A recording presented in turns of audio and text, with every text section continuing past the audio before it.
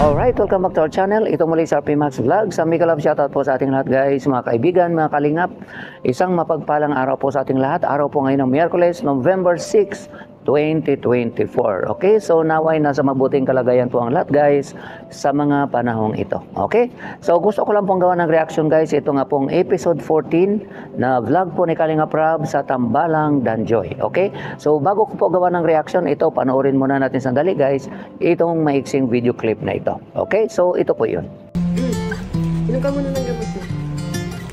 Sige. Pahingi ako. Ano yung inumin ko, nurse? Ano ba yun? Sabay? Sabay. Painom ka? Grabe naman si nurse. Sobrang caring. Ganyan talaga mag-alaga, Joy. Pag may sakit, Siyempre. paano pag walang sakit? Ganyan din. Ganito din. Pag special yung tao sa'yo. Ganun. Kasi special ako. Kasi inaalagaan mo ako. Siyempre. Diyan yung picture natin, Di ba naka-display din yung ganyan mo? So diyan ko nilagay yan para pagising ko makikita ko agad. Diba? Ano, nurse? Sige.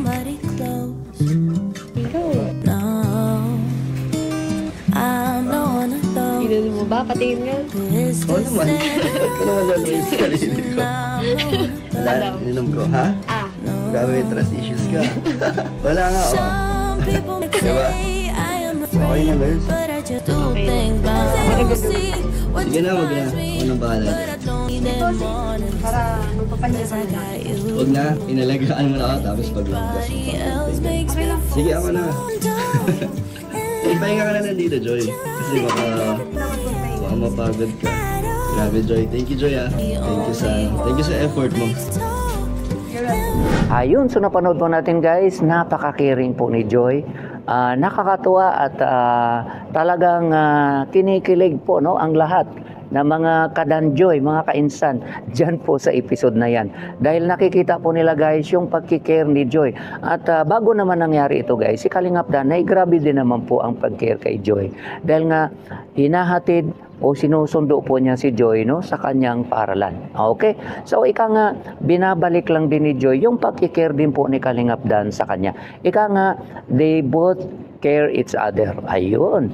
Ang napapansin ko din po dito guys, itong video na ito, mukhang nangyari yata ito bago ang episode 14 o bago ika nga yung vlog ni Kalinga Prab. Kasi napapansin ko po dito, yung damit po ni Joy, iba kaysa yung damit niya, yung nakadamit po siya na galing sa school, yung uniform po nila. Okay? So, ika nga, nangyari ito bago ang pag-vlog ni Kalinga Prab. Pero, hindi ito in-upload ni Kalingap Dan sa kanyang channel para lang sa views. Kung hindi, hinihintay niya talaga na mai-upload sa channel ni Kalinga Prab. So, dito naman tayo hanga guys, sa respeto, ika nga, ni Kalingap Dan kay Kalinga Prab, ng kanyang pinsan. Na gusto niya talaga mai-upload yung pagdalaw ni Joy sa kanya. Okay? Dito nga sa main channel ni Kalinga Prab. Okay? So ito pa guys, panoorin pa natin. Kala ko, Joy, hindi ka na babalik. Pasensya kasi natagalan ako. Medyo busy kasi sa school eh. Okay lang. Ang malaga, nandito ka. Nakabisita ka ulit. Pakiramdam ko tuloy, meron ako, private nurse. Ayan mo, pag free ulit ako, bibisitahin kita para ma-check kung kumusta ka. Palagi naman akong okay, lalo na ngayon na nandito ka. Salamat pala nakaraan sa pagbisita din. Wala yun. Ayun, so ito po yung vlog guys ni Kalinga Prab kung saan dito makikita ng mga nambabas kay Joy na si Joy pala kahit nag-aano man siya ka-busy sa school o sa kanyang studies, ay talagang naglaan po siya ng panahon, madalaw man lang si Kalingap Dan. Okay? At mapag-suportahan, maalagaan o mapagserbisyuhan. Okay, si Kalingap Dan sa nangyari po sa kanya ngayon. Okay? So alam po natin guys, hanggang ngayon maraming basher si Joy.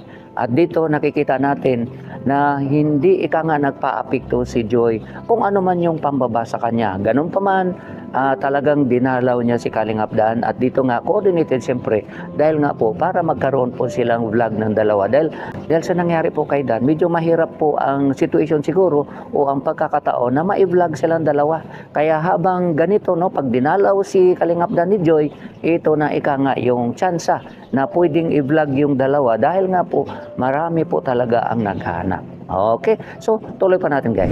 Susubukan mo pa ako? Oo. Grabe ka mag-alaga. Thank you, Joy, ah. Ito lang. Basta pagaling ka pa. Kasi maraming naghihintay sa'yo. Saan? Mga, beneficiaries mo. Sa kadandon? Sa nag-aantay? Ay, sorry.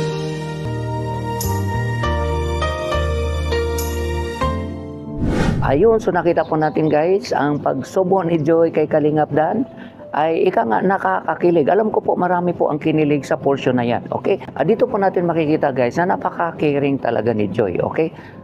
Ika nga, ito po yung, sa nabanggit ko nga po, ito po yung mga ugali ika nga na makikita mo lang po pag magkasama na kayo. So ika nga napakaswerte ni Kalingap Dan na nakikita niya na ganito pala si Joy. Napaka-caring pala niya. Okay? At alam natin na kahit na off-cam, si Joy ay napaka-caring po talaga niya.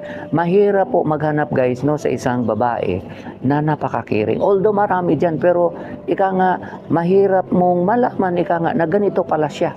Actually, malalaman mo lang pag magkasama na kayo. At minsan doon mo lang din malalaman na hindi pala caring itong partner mo. Pero wala ka nang magagawa kasi nga magkasama na kayo. Okay? Pero dito, napakaswerte ni Kalingap Dan. Although, hindi naman natin sila pinipressure guys na maging sila talaga. Ito naman sa atin komento lang na masasabi natin na napakaswerte ni Kalingap Dan kay Joy kung sakaling talagang maging sila. Pero kung sino man ang magiging partner ni Joy balang araw ay napakaswerte niya. Kasi si Joy ay napaka-caring niya at napakatalino din po. Okay? Maganda na, matalino na, at napaka-caring pa. So ika nga, halos lahat na po nasa kanya. Okay? Hindi man siya talaga super ganda, no? Siyempre, sabi nga nila, ang beauty ay subjective. Ika nga, nasa tumitingin. Although maraming mas maganda sa kanya, normal po yan. Kasi iba-iba po no ang paningin ng tao. Okay? Sabi ko nga po, subjective ang beauty. Nasa tao na tumitingin.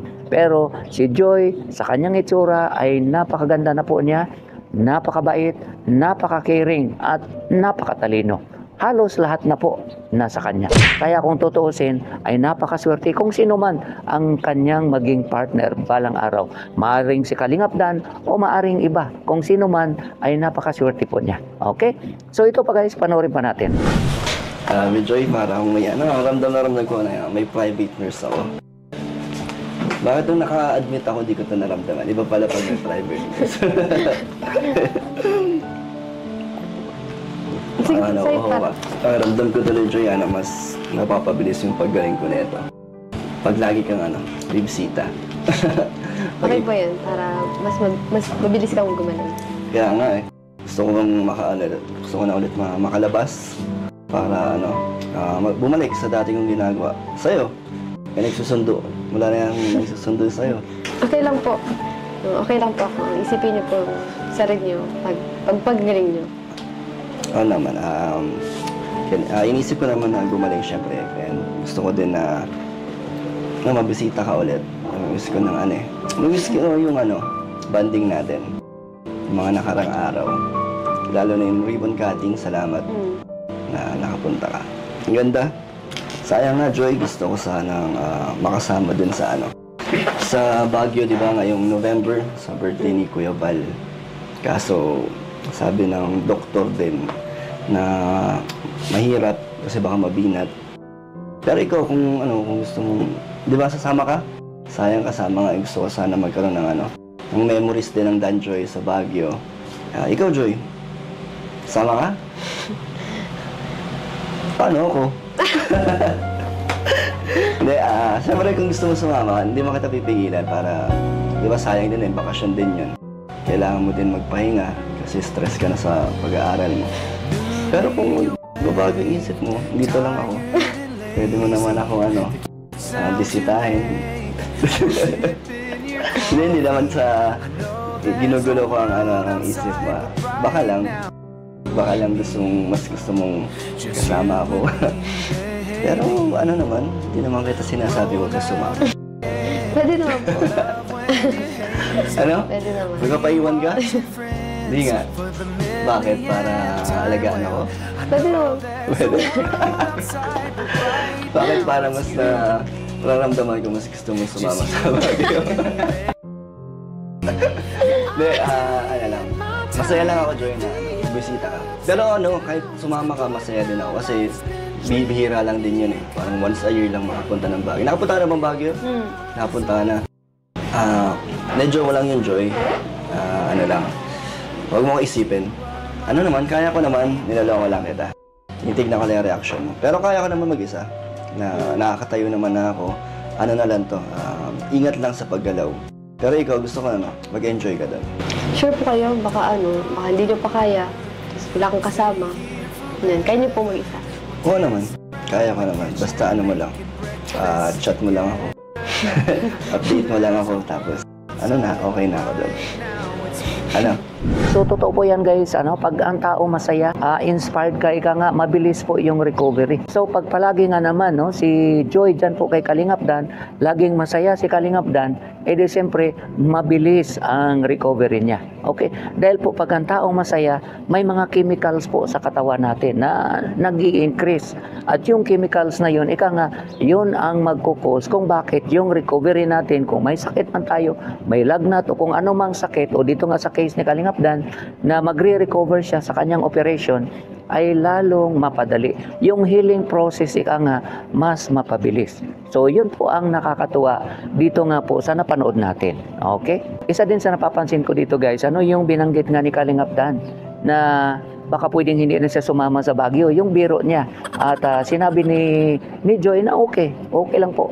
Okay lang po sa kanya na hindi na siya pupunta ng Baguio. Although, siyempre gusto naman niya pumunta doon. Pero, kung kinakailangan talaga, sa nakikita ko dito guys, willing po si Joy na magstay para maalagaan si Kalingap Dan. Okay?